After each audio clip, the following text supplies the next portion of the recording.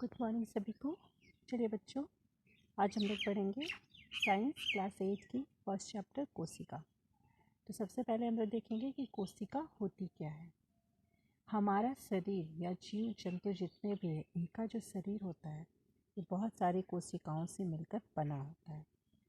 ये कोशिका जो होते हैं वो बहुत ही ज़्यादा छोटे छोटे होते हैं, जैसे ऐसे छोटे छोटे होते हैं। ये बहुत सारे कोशिका जब मिलते हैं तो एक ऊतक का निर्माण करते हैं, और ये जो ऊतक होते हैं ये फिर बाद में अंग का निर्माण करते हैं। यही अंग एक शरीर बनते हैं। तो हम लोग इस चैप्टर में सारे ऑब्जेक्टिव क्वेश्चंस पढ़ेंगे। जैसा कि आप लोग जानते हैं कि क्लास 8 की जो फाइनल एग्ज़ाम होती है उसमें मेनली ऑब्जेक्टिव क्वेश्चंस आते हैं। आपके जितने सब्जेक्टिव क्वेश्चंस हैं वो भी इसमें देखने को आपको मिलेंगे। उस सब्जेक्टिव क्वेश्चन से भी आपको ऑब्जेक्टिव क्वेश्चंस दिया जा सकता है।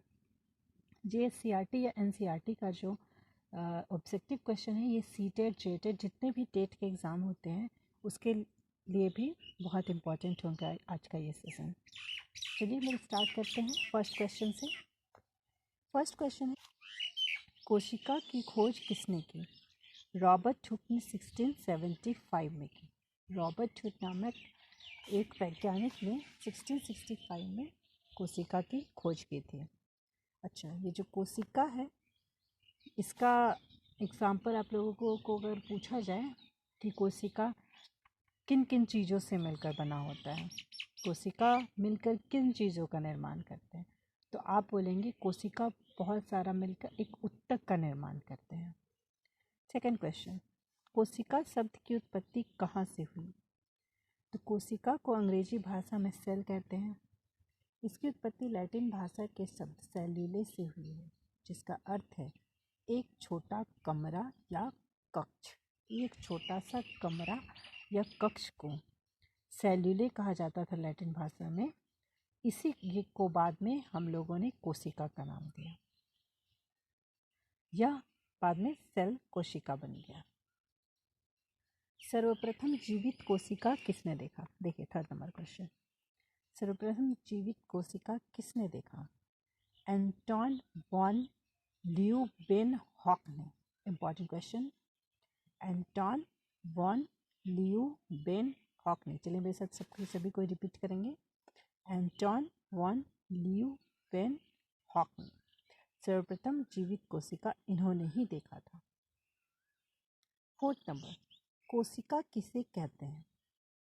इससे पहले हम लोगों ने देखा कि कोशिका खोज किसने की, कहाँ से आया कोशिका शब्द, और कोशिका किसने देखा सबसे पहले। अब हम लोग पढ़ेंगे आखिर ये कोशिका है क्या, जिसके बारे में हमें पढ़ना है पूरे चैप्टर में। तो जीवन की मूल इकाई कोशिका किसे कहते हैं? सभी सजीव बहुत सारे सूक्ष्म इकाइयों से बने होते हैं, जिसे कोशिका कहते हैं। मैंने भी आपको बताया ना, जो हमारा शरीर होता है वो बहुत सारे सूक्ष्म इकाइयों से बना होता है। बहुत सारे छोटे छोटे कोशिका से बना होता है जो बाद में ऊतक बने। तो ये जो छोटे छोटे कोशिका हैं वही तो हुए बाद में जाके जो हमारा शरीर बना है। तो सभी सजीव बहुत सारे सूक्ष्म इकाइयों से बने होते हैं, जिसे कोशिका कहते हैं। आप लोगों को अगर कोई डाउट्स होगा तो आप लोग कमेंट्स कर सकते हैं, मैं डाउट क्लास रख दूँगी। जीवन की मूल इकाई किसे कहते हैं? हमारी जीवन की मूल इकाई क्या है? कोशिका। क्यों? क्योंकि कोशिका से ही तो हमारा जो शरीर है वो बना है। सभी सजीवों का शरीर जो है वो कोशिका के द्वारा ही तो बना है। तो हमारे जीवन की मूल इकाई क्या हुई? कोशिका। चलिए नेक्स्ट क्वेश्चन हम लोग देखते हैं। 6 नंबर, सामान्यतः कोशिका का आकार कितना होता है? सामान्यतः कोशिका का जो आकार है वो 1 माइक्रोमीटर से 100 माइक्रोमीटर होता है। सामान्यतः का अर्थ है कि मतलब हम लोग जनरल जो देखते हैं कि कोशिका का जो आकार है वो 1 माइक्रोमीटर से 100 माइक्रोमीटर तक होता है। नेक्स्ट क्वेश्चन, किस जीवाणु की कोशिका का आकार सबसे लघु होता है? तो ये होता है माइकोप्लाज्मा। देखिए माइकोप्लाज्मा का 0.1 माइक्रोमीटर। माइक्रोमीटर का मतलब है बहुत ही छोटा होता होगा। तो हम लोगों ने क्या देखा कि किस जीवाणु की कोशिका का आकार सबसे लघु होता है, तो वो होता है माइकोप्लाज्मा। कितना होता है? 0.1 माइक्रोमीटर। किस कोशिका का आकार सबसे बड़ा होता है? अभी हम लोगों ने छोटा पढ़ा, अब हम लोग पढ़ेंगे सबसे बड़ा।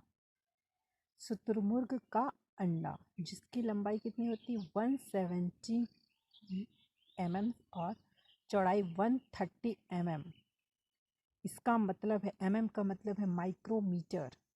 तो किस कोशिका का आकार सबसे बड़ा होता है? शुतुरमुर्ग का अंडा जिसकी लंबाई 170 माइक्रोमीटर और चौड़ाई 130 माइक्रोमीटर होती है। नेक्स्ट हम लोग देखते हैं 9th। मानव शरीर की सबसे लंबी कोशिका क्या होती है? Very important question. तो हम लोग देखेंगे मानव शरीर की सबसे लंबी कोशिका तंत्रिका कोशिका होती है। नर्व सेल, नर्व आप लोगों ने सुना होगा नर्व सेल के बारे में।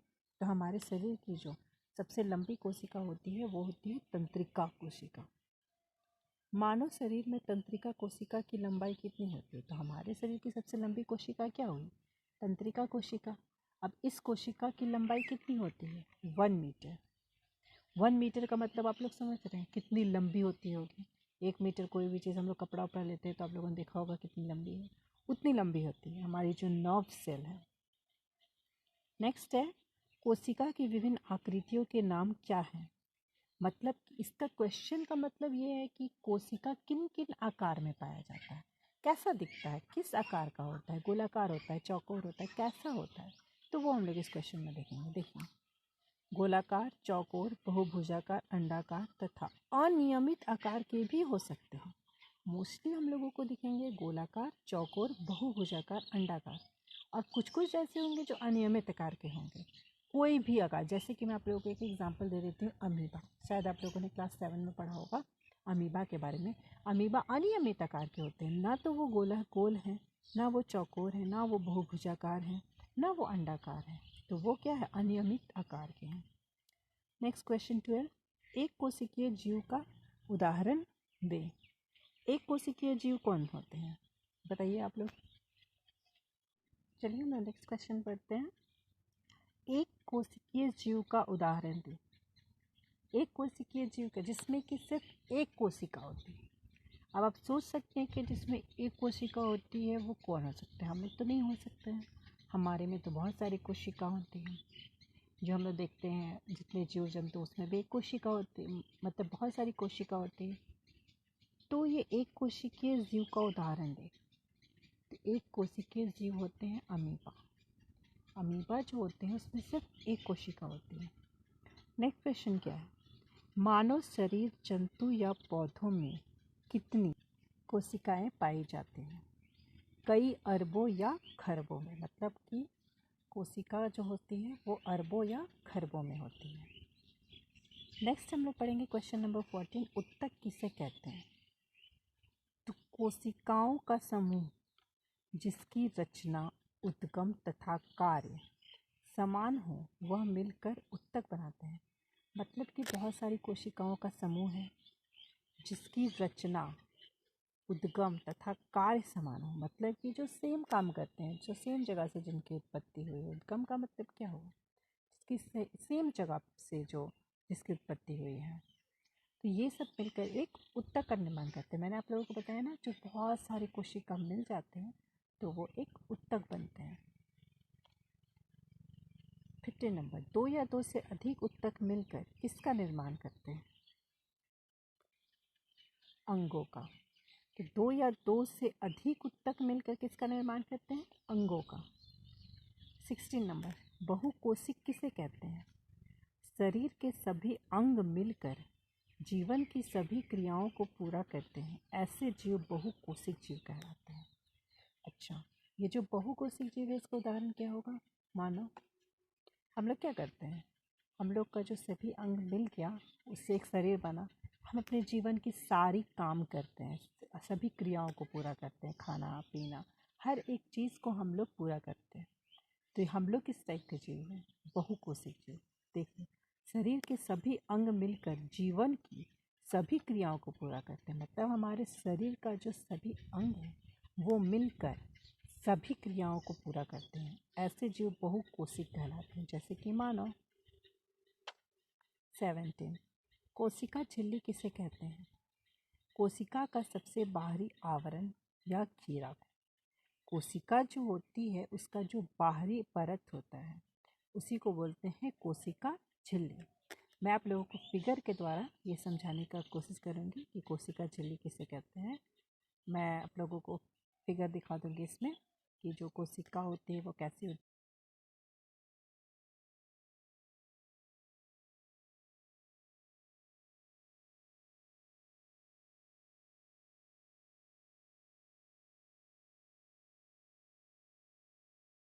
किसे कहते हैं?